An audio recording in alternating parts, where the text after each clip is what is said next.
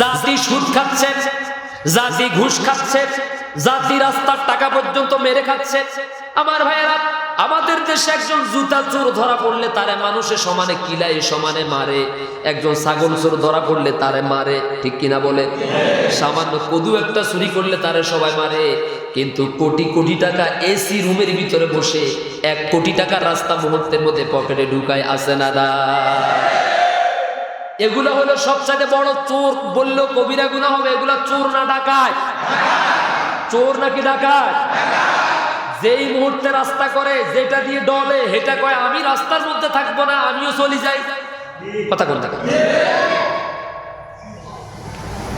যদি একটা রাস্তার জন্য মানুষের মাথার গাম পায়ে ফেলা দেয় পরিশ্রমের টাকা, এই টাকা দিয়ে যেটা রাস্তার জন্য বাজেট হয়, এই পরিপূর্ণ বাজেট যদি রাস্তার কাজে লাগতো তাহলে 10 বছরেও রাস্তার মধ্যে কোনো ভাঙ্গা আসতো না। এখন কিন্তু 2 মাসও 2 মাসও থাকে না। নবীরা এসেছেন জাতি যে চোর, এই চোরা জাতিকে ভালো বানাবার জন্য। জাতি বোধহয় নবীদেরকে চুমা দিছে, কেমন আদর করছে? যে হুজুর নবী আপনি আমাদেরকে সতর্ক করার জন্য এসেছেন, আসেন আপনার একটু ফলাকর্মা দিয়ে ভাত খাওয়াই, কেমন? নাকি মাধ্য শুরু করছে? আর ঠিক এখন আমরাও যখন কথা বলি চোরের বিরুদ্ধে, দুর্নীতিবাদের বিরুদ্ধে, ঘুষের বিরুদ্ধে যখন কথা বলি, তখন আমাদের পিছনেও ওই ইসলামের শত্রুদের নাতিপুতিরা আমাদের পিছনেও লেগে যায়। ওরা কিন্তু এখনো আছে, শুধু নাম চেঞ্জ হয়েছে। 14 গোষ্ঠী মুসলমান ছিল, ওই সূত্রে শুধু ইসলাম শব্দটা আছে, বাকি ভিতরে সব ওই দলে, ঠিক কিনা বলেন? প্রিয় ভাইরা আমার, তাহলে যত আযাব আসে, যত গজব আসে, এগুলো কি আল্লাহ ইচ্ছাকৃত দেন নাকি আমাদের হাতের কামাই? আমরা যদি ঠিক হয়ে যাই, আমরা যদি পরিশুদ্ধ হয়ে যাই, আমরা যদি ভালো হয়ে যাই, আমরা যদি নামাজ পড়ি আল্লাহর হুকুম মানি, আমরা যদি রোজা রাখি আল্লাহর হুকুম মানি, আমরা যদি যাকাত দেওয়ার উপযুক্ত হলে যাকাত দেই আল্লাহর হুকুম মানি, আমরা যদি হজ আদায় করি যখন হজ করার সামর্থ্য হয় এটা যদি মানি, আমরা যদি ঘুষ না খাই, আমরা যদি দুর্নীতি না করি, আমরা যদি প্রতিবেশীকে কষ্ট না দেই, আমরা যদি মা বাবাকে কষ্ট না দেই, আমরা যদি আত্মীয় স্বজনকে না ঠকাই, তাহলে আল্লাহ আমাদের উপর থেকে সকল প্রকার আযাব গজব উঠায় নেবেন, রহমত নাজিল করে দিবেন। সুবহানাল্লাহ বলেন। সমস্ত নবীরা এসেছেন এই মানুষকে এই সকল বিষয় থেকে বিরত রেখে এক আল্লাহর গোলামি করার জন্য। যেরকম সুবহানাল্লাহ। আল্লাহর বিধান মানার মধ্যে শান্তি নাকি অশান্তি? সুবহানাল্লাহি ওয়া বিহামদিহি। যতক্ষণ মাহফিলে আছেন ততক্ষণ ইসলামের পক্ষে থাকবেন। মাহফিল থেকে যাওয়ার সময় হুজুরের কথা হুজুরকে দিয়ে যাবেন, হ্যাঁ? নাকি মসজিদ থেকে বাইর হয়ে গেলেও মৃত্যু পর্যন্ত আল্লাহর কথা মতো, নবীর কথা মতো চলবেন? রাজি আছেন তো সবাই? বলে ইনশাআল্লাহ। সব চলে যাবে, ঈমান কখনো যেন চলে যেতে। আমাদের দেশে ইলেকশনের সময় ভোটের দিন কিন্তু ঈমান ঠিক থাকে না। শতকরা 80% মুসলমানের ঈমান ভোটের দিন বেচা কিনা হয়ে যায়। রাতের বেলা এটা আমার চোখে দেখা যায়। একটা ওয়ার্ড থেকে মেম্বারের জন্য দাঁড়াইছে 20 জন। কয়জন? 10 জন, 15 জন। এলাকার মানুষ মুসলমান নামদারি এত চরিত্র খারাপ, ওই বেচারা বউয়ের জিনিস বিক্রি করে ফেলেছে, কানের দুল, নাকের ফুল, হাতের বালা যা আছে সব বিক্রি করে মেম্বার ইলেকশনে দাঁড়াইছে। আপনাদের কথা বলতেছি না, অন্য এলাকার কথা বলতেছি। মেম্বারের জন্য দাঁড়াইছে, 10 লক্ষ টাকা 15 লক্ষ টাকা খরচ হয়ে গেছে। এই লোক যদি মেম্বার নির্বাচিত হয়, এর দ্বারা 1 পয়সার কাজ হওয়ার সম্ভাবনা আছে? সে আগে তার মনের মধ্যে, তার ব্রেইনের মধ্যে সবসময় চোর চোর খেলতে থাকবে, চোর চোর। যে আমার যে 10 লাখ টাকা 15 লাখ টাকা খরচ হয়েছে, আমার আগে ওই টাকাগুলো সুদে আসলে উদ্ধার করতে হবে। আর সে তখন একটা ফতুয়া দেয়, সে একটা ফতুয়া দাঁড় করায়, কয় যে এই জনগণে তো আমার 15 লাখ টাকা খাইছে, তো তাহলে আমি তাদের টাকা খাইতে ক্ষতি কি? বুঝাইতে পারি না। সেটাই চিন্তা করছে। হুজুর আপনারা তো ওয়াজ করতেছেন, এই জনগণ তো তারাই যারা ভোটের রাত্রে আমার 10 লাখ টাকা খাইছে।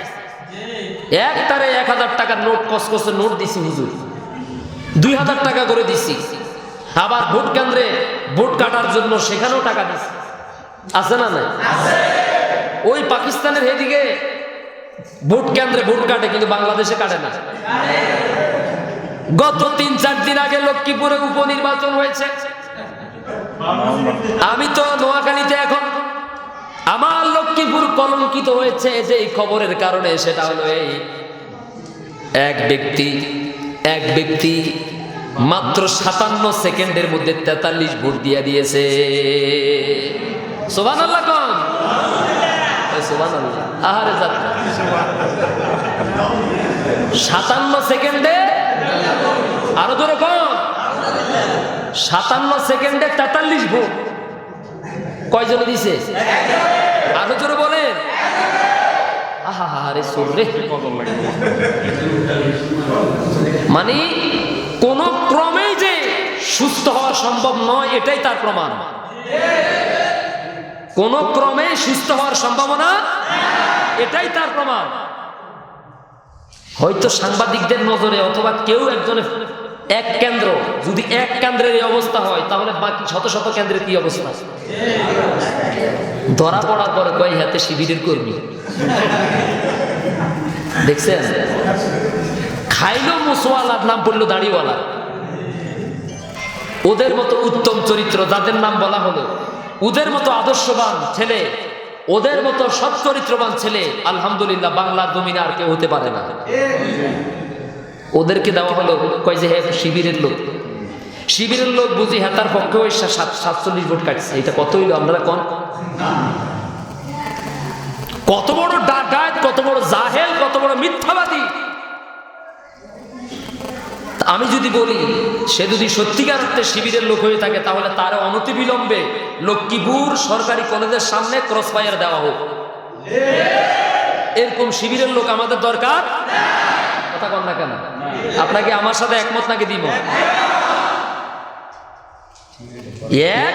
এক লোকটাই যদি, এক ব্যক্তি যদি 57 সেকেন্ডে 43 ভোট দেয়, তাহলে গোটা বাংলাদেশের কি পরিস্থিতি বুঝেন? আমরা তো জাহান্নামের বাগানে আছি এখন।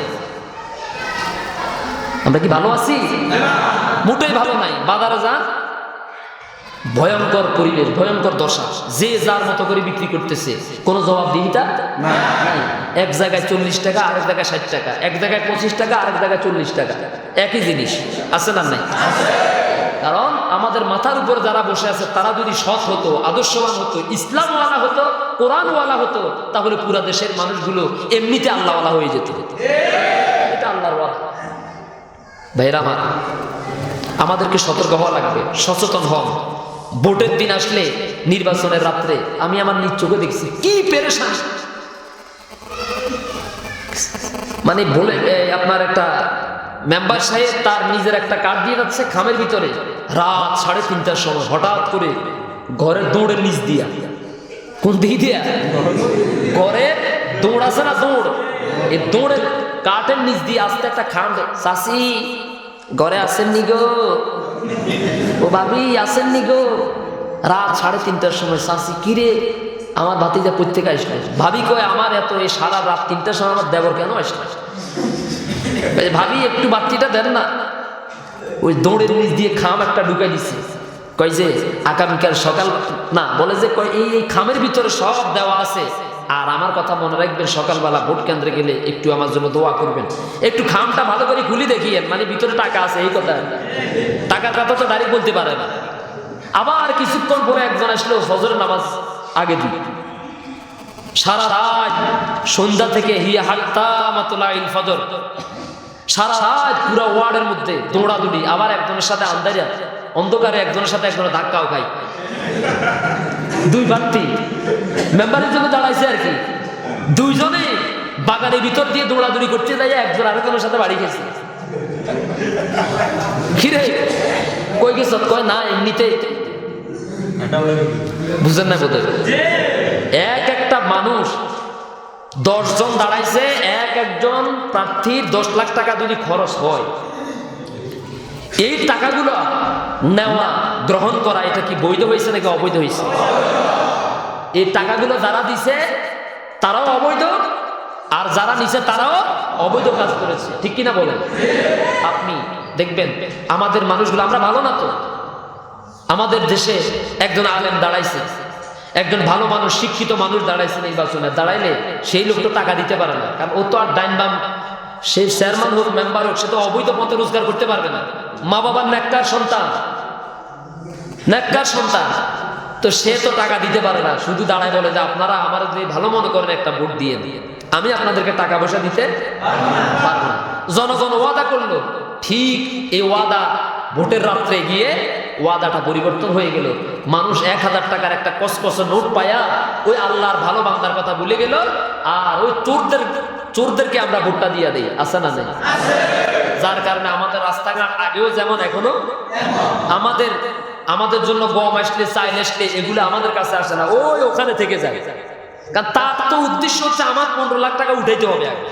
কথা কম দেখেন, আমাকে আগে আমার চালান উঠাইতে হবে। আবার ভাইয়েরা, আমাদেরকে সংশোধন হওয়া লাগবে। আমরা সতর্ক হলে কোনো চোর আর ক্ষমতা আসতে পারবে না। কথা বলেন, আমরা যদি ভালো হয়ে যাই, আমরা যদি নীতিবান হয়ে যাই, ইমানদার হয়ে যাই, তাহলে কোনো চোর আর ক্ষমতা আসতে, কি বলেন আপনারা? আল্লাহ যেন আমাদেরকে বুঝার তৌফিক দান করেন। আমরা কি ইমানদার হয়ে কবরে যেতে চাই নাকি বেঈমান হয়ে কবরে যেতে চাই? সকলে বলুন, ইমানদার হয়ে নাকি বেঈমান হয়ে? তাহলে দুনিয়াতে থাকতে হলে ইমান নিয়ে থাকবো, দুনিয়াতে চলতে হলে ইমানের উপরে চলবো, দুনিয়াতে বাঁচতে হলে ইমান নিয়ে বাঁচবো, কথা বলতে হলে ইমানের কথা বলবো, দাওয়াত দিতে হলে ইমানের পথে দাওয়াত দেব ইনশাআল্লাহ। আমরা জান দিয়ে দেব, মাল দিয়ে দেব, জীবনটাকে কোরবান করে দেব, এরপর আমরা ইমান ছাড়বো না ইনশাআল্লাহ। আমার ভাইয়েরা, এই পৃথিবীর বুকে একজন মানুষের কাছে, একজন মুসলমানের কাছে সব চাইতে তার মহামূল্যবান সম্পদের নাম হলো ঈমান। ঈমান যার আছে তার কাছে সব আছে, ঈমান যার নাই তার কাছে কিছুই নাই। ঈমান বড় দামের জিনিস, ঈমান বড় দামের জিনিস। নবীজি সাল্লাল্লাহু আলাইহি ওয়াসাল্লামের সাহাবী হযরত হুযায়ফা রাদিয়াল্লাহু তাআলা আনহু, হযরত ওমর রাদিয়াল্লাহু তাআলা আনহু তাকে রোম সম্রাটের কাছে পাঠালেন ইসলামের দাওয়াত দেওয়ার জন্য। শত শত সদস্য নিয়ে, মুসলমানদের একটি জামাত নিয়ে রোম সম্রাটের কাছে গেলেন। রোম সম্রাট আব্দুল্লাহ ইবনে হুযায়ফা রাদিয়াল্লাহু তাআলা আনহুকে বন্দী করে ফেললেন। তার সৈন্যদেরকে বললেন, আব্দুল্লাহকে আমার কাছে নিয়ে আসো। রোম সম্রাটের দরবারে নবীজির সাহাবী আব্দুল্লাহ হুযায়ফা রাদিয়াল্লাহু তাআলা আনহুকে হাজির করা হলো। রোম সম্রাট প্রস্তাব দিল, তোমরা কোন কারণে এখানে এসেছো?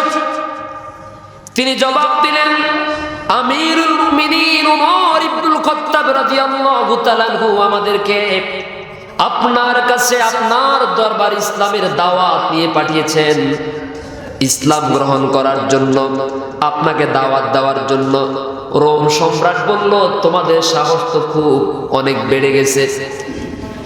আমার ক্ষমতায়, আমার আঙ্গুলের ইশারায় গোটা পৃথিবী থরথর করে কাঁপে, আর মাত্র সামান্য কয়েকজন মুসলমান আমার কাছে দাওয়াত নিয়ে এসেছো। আমি আমার বাপ দাদার ধর্ম ছেড়ে, খ্রিস্টান ধর্ম ছেড়ে মুসলমান ধর্ম, ইসলাম ধর্ম গ্রহণ করবো, এটা ভাবলে কেমন করে? আমি তো ইসলাম গ্রহণ করবই না, বরং তোমাদের জীবন নিয়ে আমি শঙ্কিত। যেই প্রাণ নিয়ে তোমরা এই আমার কাছে এসেছো ইসলামের দাওয়াত নিয়ে, এই প্রাণ, এই জান নিয়ে তোমরা ফিরে যেতে পারবে কিনা, এই ব্যাপারে তোমরা চিন্তা করে দেখো। আব্দুল্লাহ বিন হুযায়ফা রাদিয়াল্লাহু তাআলা আনহু জবাব দিলেন, সম্রাটকে বললেন, বাদশা দাহাবানা, যেই দিন আমরা ঈমান গ্রহণ করেছি, ঈমান এনেছি, ইসলাম গ্রহণ করেছি, আর যেদিন জবান দিয়ে উচ্চারণ করেছি লা ইলাহা ইল্লাল্লাহু মুহাম্মাদুর রাসূলুল্লাহ সাল্লাল্লাহু আলাইহি ওয়াসাল্লাম। যেই দিন এই কালিমা উচ্চারণ করেছি, যেই দিন কালিমা তাইয়্যিবা উচ্চারণ করেছি, বিশ্ব নবীর হাতের মধ্যে হাত রেখে বায়াত গ্রহণ করেছি, সেই দিন আমরা আমাদের জীবনের চাইতে আমরা ঈমানকে বেশি প্রাধান্য দিয়েছি, আমরা আল্লাহর ভালোবাসাকে সব চাইতে বেশি প্রাধান্য দিয়েছি। অতএব আমরা জানি ইসলামের দাওয়াত দেওয়ার আগে, আপনার কাছে দাওয়াত নিয়ে আসার আগে আমরা জানতাম এই সম্রাটের কাছে দাওয়াত নিতে আসলে আমাদের জীবনটা এখানে আমাদেরকে রেখে যেতে হবে, এটা আমরা নিশ্চিত জেনে বুঝে তারপরে দাওয়াত দিতে এসেছি। আমরা জানি এত বড় রোমের একজন বাদশাহ, এই বাদশার কাছে দাওয়াত দিতে আসলে অল্প কয়েকজন মুসলমানকে মুহূর্তের মধ্যে তারা হত্যা করতে পারবে, এটা বুঝে শুনেই আমরা ঈমানের পরীক্ষায় উত্তীর্ণ হওয়ার জন্য, ঈমানের দাওয়াত দেওয়ার জন্য আমরা প্রস্তুতি নিয়েই তারপর আপনার দরবারে এসেছি। সুবহানাল্লাহ।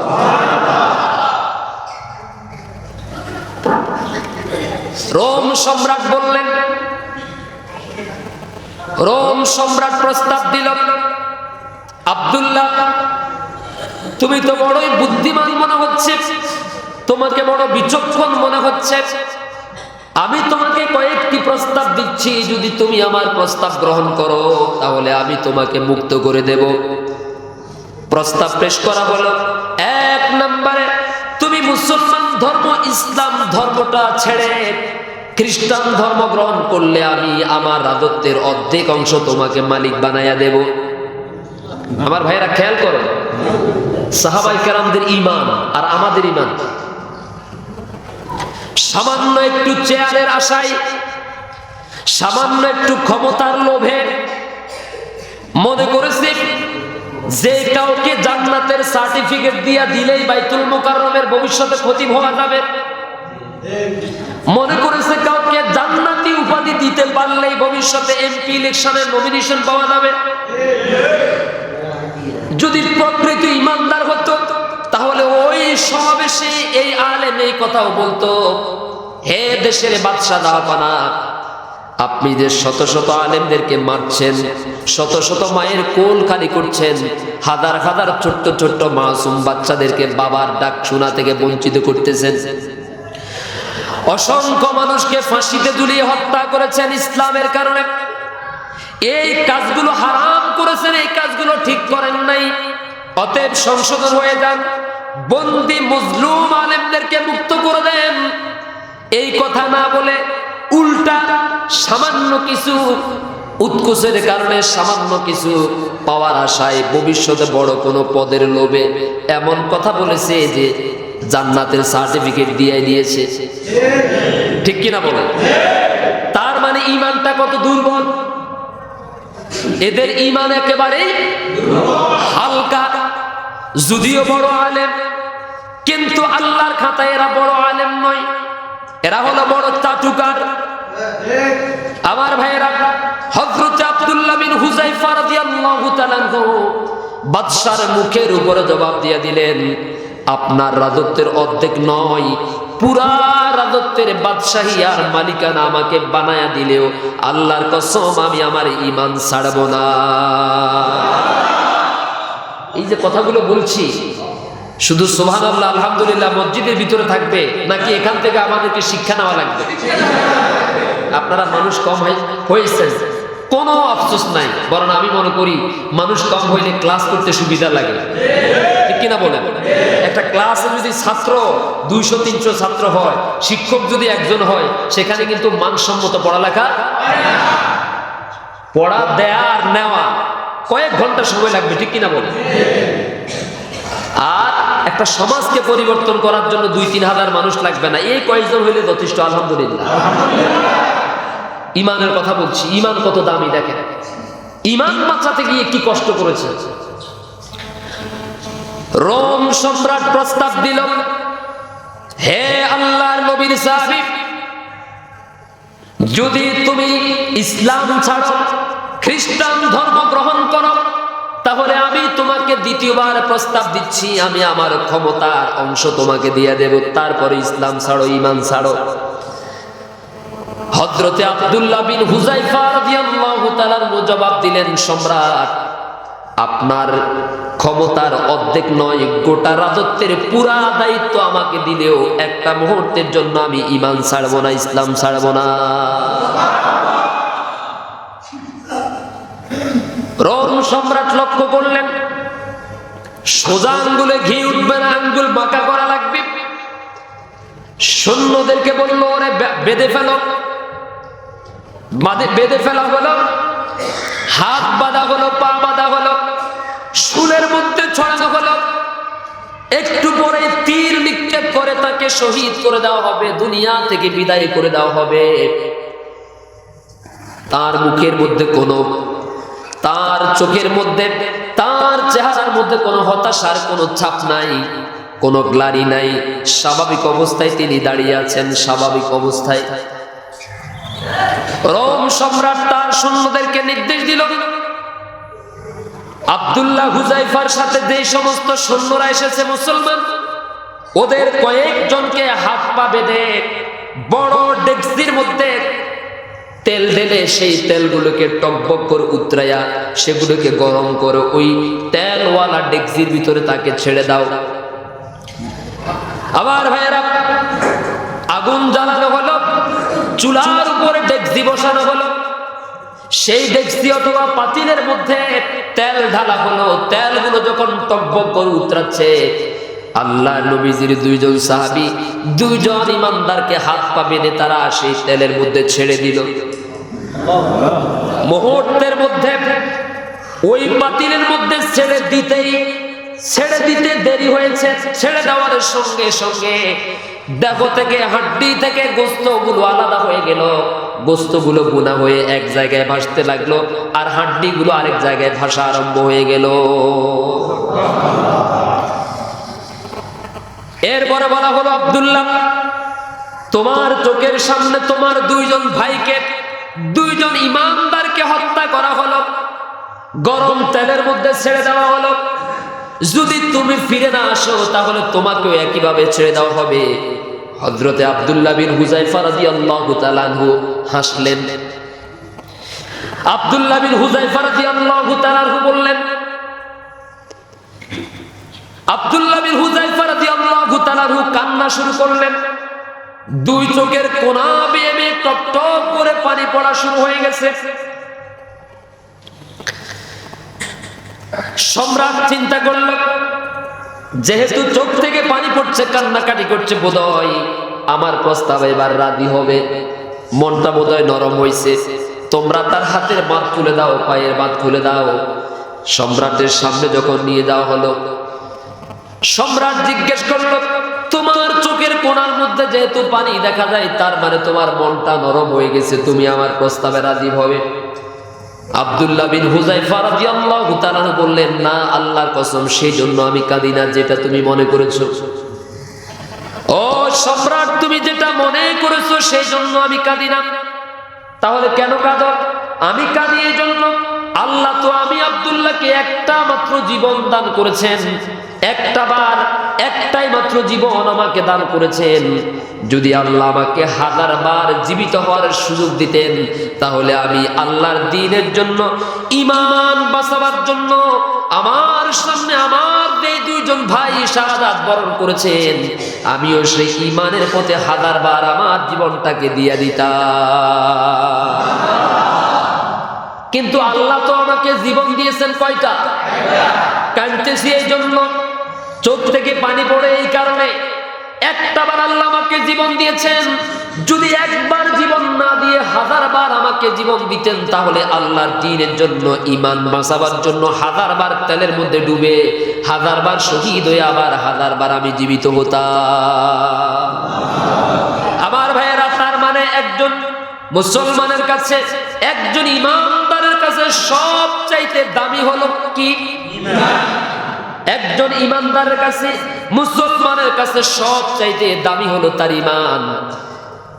চোর আপনার ঘরে ঢুকলে টাকা নিয়ে যাবে, পয়সা নিয়ে যাবে, স্বর্ণ অলংকার নিয়ে যাবে, মোবাইল নিয়ে যাবে, জায়গা জমি চুরি করে নিয়ে যাবে, কিন্তু ঈমান আপনার চুরি করতে পারবে না। আমার ভাইয়েরা, এই ঈমান অনেক বড় দামি জিনিস। এই ঈমান ইচ্ছে করলে সবাই হেফাজত করতে পারে না। স্বয়ং নবীর ঘরে থেকেও নবীর খেয়ে নবীর ছেলে হওয়ার পরে নবীর স্ত্রী হওয়ার পরেও ঈমানদার হতে পারে না। কারণ ঈমান এমন এক সম্পদ যেটাকে সন্দুকের ভিতরে লুকিয়ে রাখা যায় না। ঈমান থাকে অন্তরের মধ্যে। কোথায়? এটা সবাই গ্রহণ করতে পারে না, ঠিক কিনা বলেন? এটাকে সবাই হেফাজত করতে পারে না। কেউ 500 টাকার বিনিময়ে ঈমান বিক্রি করে দেয় কিনা বলেন? এত হালকা ঈমান। আর আমাদের ঈমান হচ্ছে এমন মজবুত ঈমান, গোটা পৃথিবীর মালিক বানালেও আমরা আল্লাহর জন্য যে ঈমান এনেছি, রাসূলের জন্য যে ঈমান এনেছি, সেই ঈমান আমরা কখনো ছাড়বো না। বলি ইনশাআল্লাহ। আল্লাহ আমাদের ঈমানকে যেন মজবুত করে দেন। আমার ভাইয়েরা, কোরআনুল কারীমের মধ্যে বর্ণিত 25 জন নবী এবং রাসূল, তাদের মধ্যে একজন নবী এবং রাসূলের নাম হচ্ছেন হযরতে নূহ আলাইহিস সালাম। নূহ আলাইহিস সালাম ছিলেন আল্লাহর নবী এবং রাসূল। আর নূহ আলাইহিস সালামের স্ত্রী, তিনি ছিলেন কাফের, ঈমান আনে নাই। নবীর ঘরে বসবাস করে নবীর ইনকাম করা টাকা পয়সা দিয়ে খেয়ে পড়ে নবীর সাথে একত্রে বালিশের মধ্যে মাথা রেখে ঘুমিয়েও নবীর সাথে সংসার করার পরেও ঈমান আনতে পারে নাই। আবার নবীর ছেলে নবীর ঔরস থেকে জন্মগ্রহণ করেও নূহ আলাইহিস সালামের ছেলের মতো ছেলে ঈমান আনতে পারে নাই, ঠিক কিনা বলেন? আল্লাহ রাব্বুল আলামিন বলছেন, দরাবাল্লাহু মাসালান লিল্লাযীনা কাফারু ইমরাআতা নূহিন ওয়া ইমরাআতা লূত কানাতা তাহতা আবদাইনি মিন ইবাদিনা সালিহাইনি ফাখানাতাহুমা ফালাম ইউগনিয়া আনহুমা মিনাল্লাহি শাইআ وقيل ادخلا النار مع الداخلين। কার কথা? কোরআন শরীফে আছে না নাই? আছে। দুইজন নবী, একজনের নাম হচ্ছে নূহ, একজনের নাম নূহ, আরেকজনের নাম হচ্ছে লূত আলাইহিস সালাম। কয়জন? দুইজন। নূহ আলাইহিস সালাম এবং লূত আলাইহিস সালাম দুইজনে ছিলেন নবী। কার নবী ছিলেন? দুইজনেই ছিলেন আল্লাহর নবী। কিন্তু এই দুইজনের স্ত্রী, একজনের নাম হচ্ছে ওয়াইলা, আরেকজনের নাম হচ্ছে ওয়াহেলা। এই দুইজন নবীর স্ত্রী নবীর ঘরে খেয়ে পরে নবীর সংসার করে তারা ঈমান আনতে পারে নাই, ঈমান রক্ষা করতে পারে নাই, বরং তারা ভিতরে ভিতরে কাফেরদের সাথে যোগাযোগ করত। নবীদের যত গোপন মিশন ছিল, যত দাওয়াতি কাজের উদ্দেশ্য ছিল, সবগুলো তারা কাফেরদের সাথে শেয়ার করত, যোগাযোগ করত। ঈমান আনে নাই। আল্লাহ রাব্বুল আলামিনের জন্য বলছেন, তামাম পৃথিবীর সব কাফেরদের জন্য একটা নিদর্শন হলো, একটা উদাহরণ হলো নূহ আলাইহিস সালাম আর লূত আলাইহিস সালামের এই দুইজন স্ত্রী। তারা দুইজনে আমার নেককার দুই বান্দার অধীনে থাকতো, তাদের স্ত্রী ছিল। এরপরেও তারা তাদের সাথে খেয়ানত করেছে, আমানত রক্ষা করতে পারে নাই। নবীর ঘরে থেকে নবীর উপর ঈমান আনতে পারে নাই, আমানতের খেয়ানত করেছে। অতএব তাদের জীবনের কোনো কিছুই আল্লাহর কাছে গ্রহণযোগ্য হয় নাই। আল্লাহ তাদের কোনো কিছু উপকারে আসে নাই। কিয়ামতের দিন তারা যখন দুনিয়া থেকে বিদায় হয়ে গেছে, ইন্তেকাল হয়ে গেছে, আল্লাহর গজবে যখন ধ্বংস হয়ে গেছে, মরে যাওয়ার সঙ্গে সঙ্গে তাদেরকে বলা হয়েছে জাহান্নামে প্রবেশ করো। তার মানে বুঝা গেল, আলেমের ঘরে জন্মগ্রহণ করলে আলেম হওয়া যায়, ডাক্তারের ঘরে জন্মগ্রহণ করলে ডাক্তার হওয়া যায়, সম্ভাবনা আছে। বাবা যদি ডাক্তার হয়, ছেলেও ডাক্তার হতে পারে। বাবা যদি কৃষক হয়, ছেলেও কৃষক হতে পারে। বাবা যদি ব্যবসায়িক হয়, তাহলে ছেলেও ব্যবসায়ী হতে পারে। বাবা যদি ইঞ্জিনিয়ার হয়, ছেলেও ইঞ্জিনিয়ার হওয়ার সম্ভাবনা আছে। বাবা যদি মাস্টার হয়, ছেলেও মাস্টার হওয়ার সম্ভাবনা আছে। কিন্তু আলেমের ঘরে ইমানদারের ঘরে জন্মগ্রহণ করলেই ইমানদার হওয়া যায় না, যায় এটার উদাহরণ হলো এই দুইজন নবী, ঠিক কিনা বলেন? আমার ভাইয়েরা, আল্লাহ রাব্বুল আলামিন तमाम পৃথিবীর সব কাফেরদের জন্য উদাহরণ দিলেন যে নবীর ঘরে থেকেও নবীর উপর ঈমান আনতে পারে না, আবার কাফেরের সাথে সংসার করেও জান্নাতে সুসংবাদ পেয়েছে, আছে না নাই?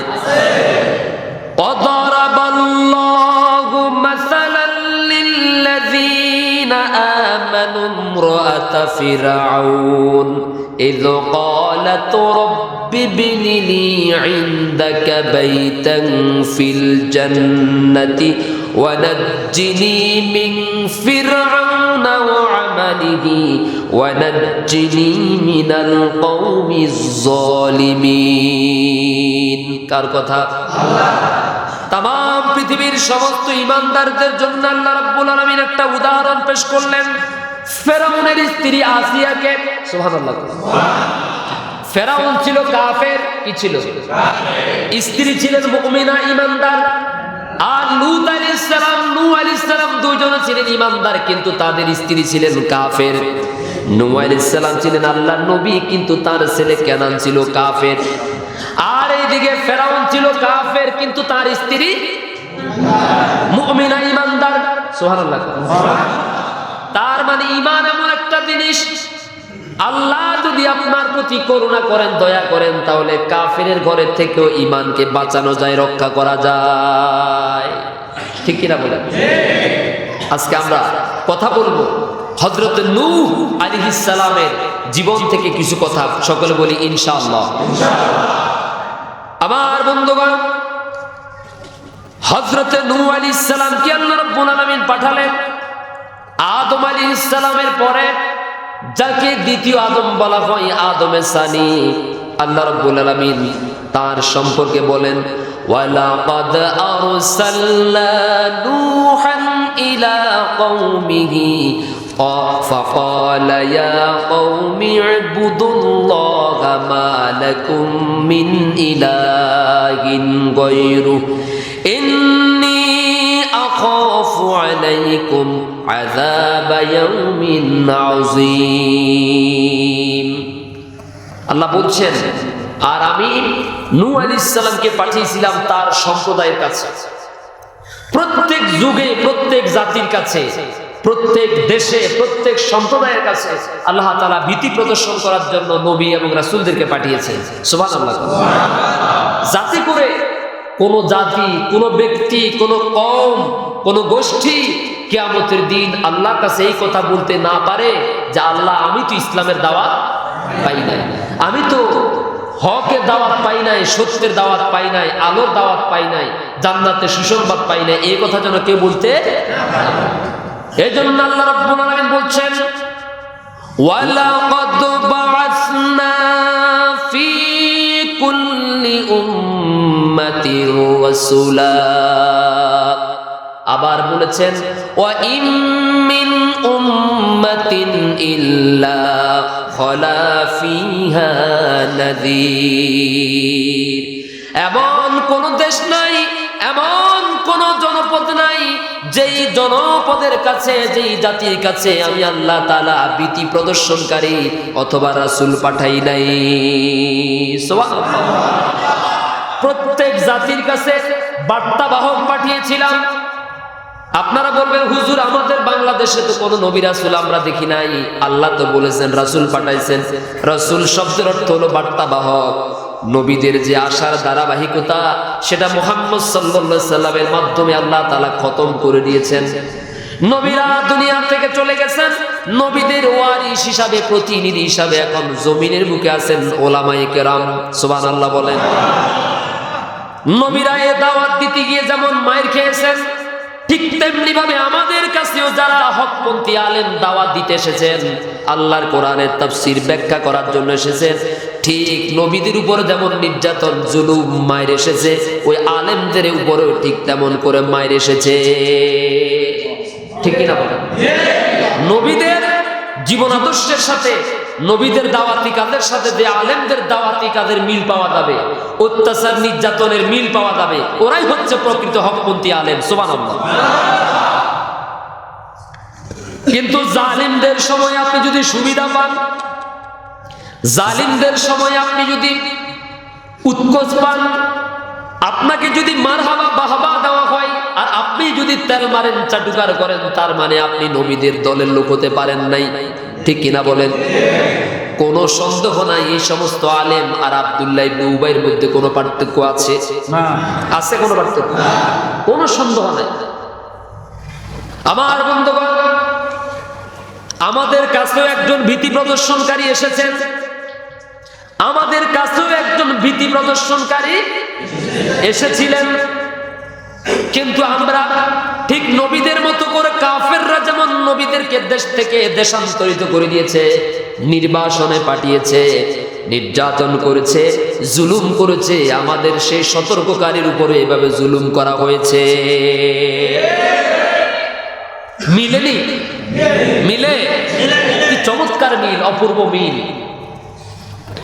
আমার ভাইয়েরা, এজন্য আল্লাহ রাব্বুল আলামিন বলছেন, আমি নূহ আলাইহিস সালামকে তার সম্প্রদায়ের কাছে পাঠিয়েছিলাম। নূহ আলাইহিস সালাম তার সম্প্রদায়ের কাছে গিয়ে দাওয়াত দিয়েছেন, ইয়া কওমি ইবুদুল্লাহ, হে আমার জাতি, হে আমার দেশের লোকেরা, তোমরা এক আল্লাহর ইবাদত করো। তোমাদেরকে সৃষ্টি করেছেন আল্লাহ, তোমাদেরকে খাবারের ব্যবস্থা করছেন আল্লাহ, তোমাদের জন্য সূর্যের আলোর ব্যবস্থা করছেন আল্লাহ, তোমাদের জন্য চাঁদের আলোর ব্যবস্থা করেছেন আল্লাহ, তোমাদের জন্য পানির ব্যবস্থা করছেন আল্লাহ, তোমাদের জন্য নির্ভেজাল অক্সিজেনের ব্যবস্থা করেছেন আল্লাহ। অতএব তোমরা সেই এক আল্লাহর গোলামি করো, তার হুকুম মানো, বন্দেগী করো, দাসত্ব করো। মালাকুম মিন ইলাহিন গায়রু, ওই এক আল্লাহ ছাড়া আর তোমাদের কোনো ইলাহ নাই, কোনো উপাস্য নাই, মালিক নাই। আছে? তাহলে আমাদেরকে সৃষ্টি করেছেন কে? নবীদের কথার মূল কথা কি? ইসলামী দলের যারা ইসলামী দল করে তাদের দাওয়াতের মূল কথা কিন্তু এটা। সমস্ত নবীরা যে দাওয়াত দিয়েছেন, আজও পুরা বিশ্বময় যারা ইসলামী দল করে, ওই দলের কর্মীরা, নেতারাও ঠিক ওই কথার মাধ্যমেই সমস্ত দেশের মানুষকে দাওয়াত দিচ্ছে। সুবহানাল্লাহ। কথা একটাই, জমিন যার, আইন চলবে। কথা কি বুঝতেছেন? সমস্ত নবীদের দাওয়াত প্রথম কথা ছিল একটা, লা ইলাহা ইল্লাল্লাহ। যেমন ইব্রাহিম আলাইহিস সালাম দাওয়াত দিয়েছেন, লা ইলাহা ইল্লাল্লাহ ইব্রাহিম খলিলুল্লাহ। মূসা আলাইহিস সালাম দাওয়াত দিয়েছেন, লা ইলাহা ইল্লাল্লাহ মূসা কালিমুল্লাহ। ঈসা আলাইহিস সালাম দাওয়াত দিয়েছেন, লা ইলাহা ইল্লাল্লাহ ঈসা রূহুল্লাহ। তাহলে দাওয়াতের কথা কি এক নাকি দুই রকম? সমস্ত নবী এবং রাসূলদের দাওয়াত সবাই একই কথা বলেছেন, এই জমিন যার, আইন চলবে, শাসন চলবে নবীদের না। ঠিক আছে, জমিন আল্লাহর হুকুম চলবে আর শাসন চলবে। শাসন চলবে কার? এই জমিনের মালিক আল্লাহ, আল্লাহর হুকুমে নবীরা শাসন করবেন। এখন তো নবীরা নাই, নবীদের দাওয়াত যারা দেয় তারাই জমিনের শাসন। যাদের কাছে ইসলাম আছে, যাদের কাছে দ্বীন আছে, যাদের কাছে কোরআন আছে, তারাই তো আল্লাহর জমিনের প্রতিনিধিত্ব করবে। আর তারাই যদি আল্লাহর জমিনের প্রতিনিধিত্ব করে, তাহলে সমস্ত দেশের মানুষ জান্নাতের বাগানে আরামে ঘুমাতে পারবে। যদি আল্লাহর জমিনে আল্লাহর হুকুম মোতাবেক সব লোকের শাসন প্রতিষ্ঠিত হয়, তাহলে সেই দেশে কোনো ধর্ষণ থাকবে? কোনো মারামারি, কাটাকাটি, চুরি ডাকাতি, ঘুষ, দুর্নীতি কোনো কিছু থাকবে? তার কারণ হলো তারা দাওয়াত দিয়েছেন আল্লাহর, আর তাদের নিজেদের শাসন চলছে আল্লাহর বিধান মোতাবেক, আল্লাহর জমিন পরিচালনা হচ্ছে। যারা শাসন করছে তারাও 2 নম্বরই করার কোনো সুযোগ নাই। দেশের রাষ্ট্রপ্রধান প্রতিনিধিরা যদি তাহাজ্জুদ নামাজ আদায় করে, ওরা যদি কোরআনের হাফেজ হতো, ওরা যদি কোরআনের নীতি মানত, ওরা যদি চুরি ডাকাতি ঘুষ দুর্নীতি না করত, ধর্ষণের সাথে সম্পর্কিত না হতো, মিথ্যা মামলার সাথে সম্পর্ক না থাকতো, তাহলে দেশের মানুষগুলো জান্নাতের বাগানে এমনিতেই ঘুমাতে পারত। ঠিক কিনা বলেন? তাহলে আমরা আজকে একটা কথা বুঝতে পারলাম, এই জমিনটা কার? কোনো সন্দেহ আছে কারো? ভাই, দল যার যার, তবে বাঁচার জন্য ইসলামের কাছে আমাদের সবাইকে আসা, এটা আপনাকে স্বীকার করা লাগবে। আপনি স্বীকার করলেও এই জমিনের মালিক আল্লাহ, আপনি স্বীকার না করলেও জমিনের মালিক আল্লাহ। তো স্বীকার না করে যাবেন কোথায়? আপনাকে তো কিয়ামতের দিন আল্লাহর সামনে এমনিতে দাঁড়াতে হবে, নাকি দাঁড়াতে হবে না? আমি যে তোমাকে আমার জমিনে পাঠিয়েছিলাম, আমার জমিনে আমার হুকুম প্রতিষ্ঠা করার জন্য তুমি কয়দিন কাজ করছিলা, কয় টাকা দিছিলা, তোমার কি পরিমাণ ভূমিকা ছিল? জবাব দেওয়া লাগবে কি না বলেন? আমি যে তোমাকে খলিফা বানিয়ে পাঠিয়েছিলাম পৃথিবীতে, ইন্নী জাইলুন ফিল আরদি খলিফা, তুমি তো আমার প্রতিনিধি, আমার জমিনে আমার প্রতিনিধিত্ব করার কথা ছিল, তুমি তো আমার দাওয়াত দেওয়ার কথা ছিল, কিন্তু দাওয়াত দিছিলা কাদের? তুমি তো আমার মিছিল দেওয়ার কথা ছিল, কিন্তু মিছিল দিছিলা কাদের? উল্টা যারা আমার মিছিল দিছিল তুমি তাদেরকে ভিতরে ঢুকাইছিলা। ঠিক কিনা বলেন? ধরা আছে না নাই? এর জন্য আমার ভাইয়েরা, আমি প্রায় একটা কথা বলে থাকি, আমাদের এই দুনিয়ার সব মানুষদেরকে একদিন গ্রেপ্তার হওয়া লাগবে। আমিও গ্রেপ্তার হব, সভাপতি মহোদয় তিনিও গ্রেপ্তার হবেন, আমার দেশের প্রেসিডেন্ট তিনিও গ্রেপ্তার হবেন, আমার এলাকার মেম্বার চেয়ারম্যান তারাও গ্রেপ্তার হবেন, আমার দেশের জনসাধারণ তারাও গ্রেপ্তার হবেন। গ্রেপ্তার আমাদের সবাইকে হওয়া লাগবে, কাউকে দুনিয়ার আদালতে আর কাউকে আখিরাতের আদালতে। দুনিয়ার আদালতে আপনাকে গ্রেপ্তার হওয়া লাগবে, দুনিয়ার আদালতে আপনি গ্রেপ্তার হবেন হক কথা বলার কারণে, আল্লাহ দ্বীনের দাওয়াত দেওয়ার কারণে, ইসলামের দাওয়াত দেওয়ার কারণে, এই স্লোগান দেওয়ার কারণে যে আল্লাহর জমিনে আল্লাহর আইন ছাড়া আর কারো আইন চলবে না, এই আল্লাহর পক্ষে স্লোগান দেওয়ার কারণে, দ্বীনের পক্ষে স্লোগান দেওয়ার কারণে দুনিয়ার জালিমরা আপনাকে দুনিয়ার আদালতে গ্রেপ্তার করলো। আর দুনিয়াতে যদি আপনি হক কথা না বলেন, ইসলামের পথে দাওয়াত না দেন, আল্লাহর হুকুম প্রতিষ্ঠার আন্দোলন যদি না করেন, তাহলে কিয়ামতের দিন আপনাকে আল্লাহর আদালতে গ্রেপ্তার হওয়া লাগবে। এখন যারা ঈমানদার, যারা মুমিন, যারা নবীদের ওয়ারিস, তারা মনে করে এই দুনিয়ার জীবনে গ্রেপ্তার হইলেও মরা লাগবে, না হইলেও মরাই যেহেতু একদিন লাগবেই, তাহলে আল্লাহর দ্বীনের পক্ষে কথা বলতে গিয়ে, ইসলামের পক্ষে লড়তে গিয়ে, দ্বীনের দাওয়াত দিতে গিয়ে যদি গ্রেপ্তার হই, তাহলে পুরস্কার তো একটা পাওয়া যাবে না, আল্লাহর কাছে ডবল পুরস্কার পাওয়া যাবে। সুবহানাল্লাহ। অন্তত আল্লাহর আদালতে পুরস্কারটা কি? দুনিয়াতে আল্লাহর হুকুমের পক্ষে, আল্লাহর আইনের পক্ষে কথা বলার কারণে জালিমরা আপনাকে গ্রেপ্তার করলো, ফাঁসি দিল, জুলুম করলো, অ্যারেস্ট করাইয়া দিল, বিনিময়ে আল্লাহ রাব্বুল আলামিন পরকালের গ্রেপ্তার থেকে আপনাকে বাঁচাইয়া দিবে।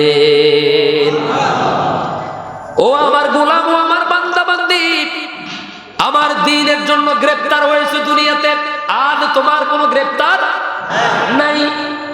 এই হলো 1 নাম্বার পুরস্কার। 2 নাম্বার পুরস্কার হলো আল্লাহ রাব্বুল আলামিন আপনাকে বিনা হিসাবে জান্নাতের মেহমান বানায়া দিবে। কারণ কি? কারণ হলো দুনিয়ার বুকে আমার দ্বীন প্রতিষ্ঠার আন্দোলন করতে গিয়ে, আমার কোরআনের সঠিক কথাগুলো মানুষকে বলতে গিয়ে, ইসলামের দাওয়াত দিতে গিয়ে বাড়িতে ঘুমাইতে পারে নাই, দোকানে যেতে পারে নাই, অফিসে যেতে পারে নাই, কত সুন্দর হাজার হাজার টাকার চাকরি হারাইছে, 50,000 1 লক্ষ টাকার চাকরি হারাইছে, বাড়িতে আসতে পারে না মাসের পর মাস, ধান খেতে ঘুমাইতে হয়, সুপারি বাগানে ঘুমাইতে হয়, মানুষের বাড়িতে বাড়িতে গিয়ে ঘুমাতে হয়, শুধুমাত্র আমার দ্বীনের কর্মী হওয়ার অপরাধে মুসলমান নামধারী মুনাফিকরা তাদেরকে শান্তিতে থাকতে। ও আমার বান্দা, দুনিয়ার বুকে কোনদিন শান্তিতে ঘুমাতে পারো না, আরামে ঘুমাতে পারো না, সারাটা ক্ষণ পেরেশানির মধ্যে ছিলে, চিন্তার মধ্যে ছিলে, দুনিয়ার জীবন একটু আরাম করতে পারো নাই, আমি আল্লাহ রাব্বুল আলামিন পুরস্কার হিসাবে আজকে চিরস্থায়ী আরামের জান্নাত তোমাকে সেখানে মেহমান বানায়া দিলাম। প্রিয় ভাইয়েরা আমার, তাহলে নবীদের দাওয়াতের সাথে যাদের দাওয়াতের মিল এই দাওয়াত হলো 100% পিওর, ঠিক কিনা বলেন? বিশুদ্ধ দাওয়াত। আর নবীরা যে দাওয়াত দিতে গিয়ে মাইর খাইছেন, জায়গা জমি ছাড়ছেন, এলাকা ছাড়া হয়েছেন, এমনকি নবীদেরকে করাত দিয়ে পর্যন্ত দ্বিখণ্ডিত করে দেওয়া হয়েছে, ঠিক কিনা বলেন? জীবন্ত নবীকে হযরত জাকারিয়া আলাইহিস সালামকে মাথার উপরে লোহার করাত ধরে জীবন্ত মানুষটাকে দ্বিখণ্ডিত করে শহীদ করে দেওয়া হয়েছে শুধুমাত্র আল্লাহর দ্বীনের এই দাওয়াত দেওয়ার কারণে। জাকারিয়া আলাইহিস সালাম বলেছেন, ইয়া কওমি ইবুদুল্লাহ, হে আল্লাহর বান্দারা সকলেই এক আল্লাহর হুকুম মানো, তার গোলামি করো। সুবহানাল্লাহ বলেন। এই কথাটা বলা কি গুনাহ নাকি ভালো কাজ? এই লা ইলাহা ইল্লাল্লাহ যে দাওয়াতটা নবীরা দিয়েছেন, এই দাওয়াতের চাইতে কোনো পাওয়ারফুল দাওয়াত, মর্যাদা সম্পন্ন দাওয়াত কি আর আছে?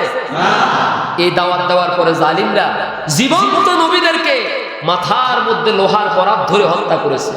আল্লাহু আকবার বলেন। আমার উপরে আপনার উপরে তো এখন এটা আসে নাই, আসছে নাকি?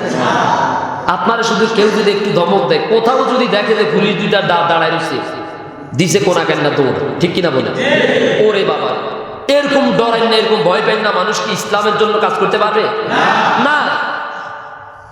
আমরা শুধু নামাজ পড়াবার জন্য ইমামতি শিখি নাই, আমরা শুধু ইমামতি করার জন্য ইলম শিখি নাই, কোরআন শিখি নাই, আমরা শুধু মিলাদ পড়ার জন্য, মিলাদ পড়ানোর জন্য আমরা কোরআন শিখি নাই, শুধু মানুষের বাড়িতে বাড়িতে দোয়া করার জন্য, ঘর উদ্বোধন করার জন্য, দোকান উদ্বোধন করার জন্য ইলম শিখি নাই। যেই দিন এই ইলমের পথে পা বাড়িয়েছি, সেই দিন বুঝে শুনেই ইলমের পথে পা বাড়িয়েছি, আল্লাহর কোরআনের পথে পা বাড়িয়েছি, ইসলাম শিখেছি। সেই দিন থেকে যেই দিন আমরা জেনেছি এই ইসলামের পথে আসলে, কোরআনের কথা বললে, কোরআনের দাওয়াত দিলে শাহাদাত আমাদের নিশ্চিত, শহীদ হওয়া 100% নিশ্চিত জেনে তারপরে আমরা এই জায়গায় এসেছি। আমাদের তো ভয় কিসে?